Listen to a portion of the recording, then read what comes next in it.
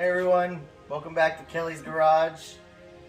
Today we're going to do something different. I've had a request for this. It's been about, I don't know, we've had the car for about 2 years now. I've changed, no, I haven't changed. I cleaned the filter about 3 or 4 times now. So not to say that it's the end of its life, but I'm going to go ahead and go through the entire cleaning process with you and show you the removal, how to mount it back up. So we'll do the removal, cleaning, and then getting the filter back on the car.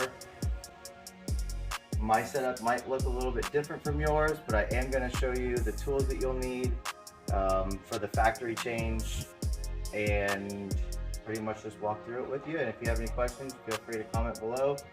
We'll go ahead and get removing the OEM filter. I do have an OEM filter replacement here. That way for me, there's no downtime. So what I'm gonna do is show you, here, see if you can get that part number. That's the part number for the Redeye filter. I believe it should be the same part number for any Hellcat, I think either 18 and up or 19 and up. I think they started coming with the open box. Don't quote me on that. So if you have this set up on your Hellcat, Redeye, or Demon, this is going to be how you clean your filter. But I bought my replacement, that way there's no downtime. So that way now I can go ahead and throw this one on the car, it's brand new, clean, take the dirty one, pull it out, clean it, let it set it on the side, and I can go out and run the car and have no downtime at all. So let's go ahead and get this OEM filter off and then show you how to get it going. So it's a very simple remove and install. You'll need an 8mm socket with an extension. And then this is a 1/8 Allen key. You're gonna have 3 of these on the filter, or you can use a T20, I believe is what I used to get it off originally. These bolts here, these screws, are gonna be on this side of the filter. And then you'll have one right here on that side, then there's one in the middle, and then there's one on the side, so you'll have a total of 3. Keep in mind, like I said, I have the 108 throttle body, so this band will be on this side of the box. Since it is a 108, it's much larger in width, it's got a lot of beef to it, so it pushes the piping and everything into the air box. So with a factory setup, you would have your band on this side, you would take off your screws, and then move forward with removing the filter. Our band is on the inside of the box because there's no way to mount it, I think, otherwise. So we'll go ahead and get the band off. And in this case, we'll go ahead and pull this piping or the gasket off too. Go ahead and get that gasket off, set it to the side. And then now that our band is loose, you just come right out, and then you'll see here, those are where your 3 screws will go.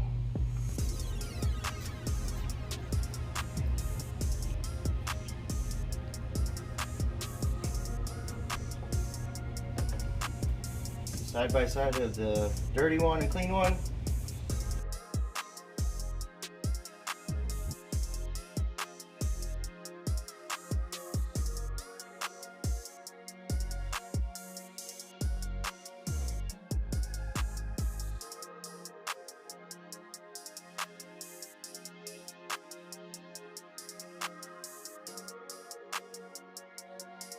To the cleaning part, you can see it's not horribly dirty compared to that one, but you get on the inside of it, you can definitely see some dinge in there. It's pretty dirty. I get that some of you would probably comment, oh, it's not that bad, I would drive it. Well, I'm OCD, like the real OCD, not just saying OCD. I like the shit keeps me up at night. So how you're gonna clean it is you're gonna go get, I think it's a S&B filters. This was actually purchased from Amazon. I'm sure I can have the link attached to it. I'm not quite sure how to do that, but we can, definitely provide you the information to buy one of these. But it's an S&B Filters Precision 2 Cleaning and Oiling Kit. So inside, I'm going to show you what's here. I'm going to show you how to clean it. Inside, You'll see your cleaning solution, so that's what you're going to spray your filter with to clean it. You'll have your oil tube.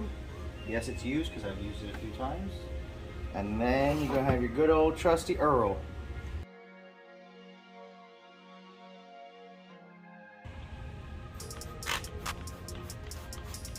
Step one is going to be spraying this down. You want to make sure you soak it down pretty good.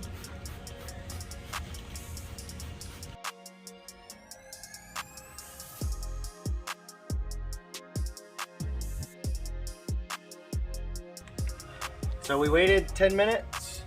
The instructions do say that you can brush away any like light dirt and materials and stuff like that.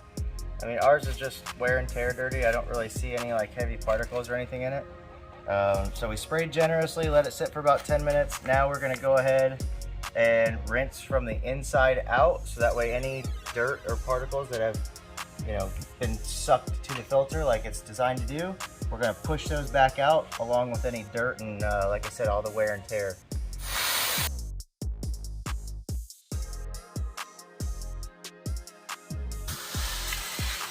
You'll notice that the red is from the oils that were applied before, and it's gonna take that dirt with it too.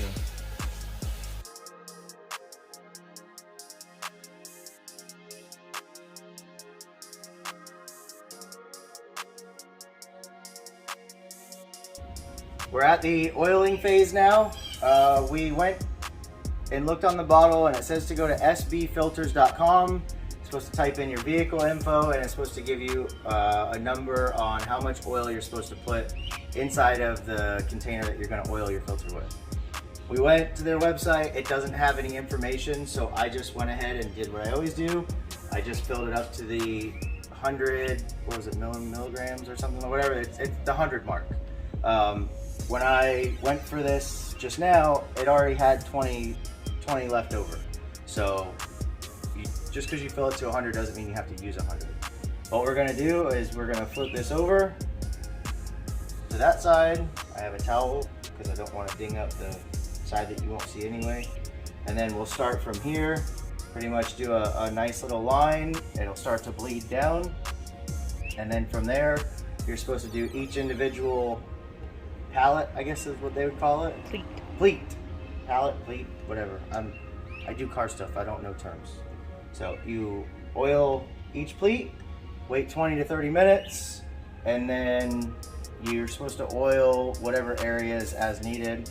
I can tell you from the wash or cleaning process till right now, it's been 5 hours, 4 hours, 5 hours in the Florida sun, and this thing is already dry. So I wasn't gonna rush it, don't have to rush it, but I was just curious because I usually do use like a blower, not a compressor, but we have like a blower that I dry the cars off with, and I usually blow it off and then set it outside for like 20 minutes and it's dry, so it kind of speeds up the process. Anyway, if you wash it or clean it and set it outside and you got enough heat, it'll dry probably in 4 or 5 hours, and you can put the car back together and drive it if you need to. We'll get to the oiling part. All you're gonna do, don't do that.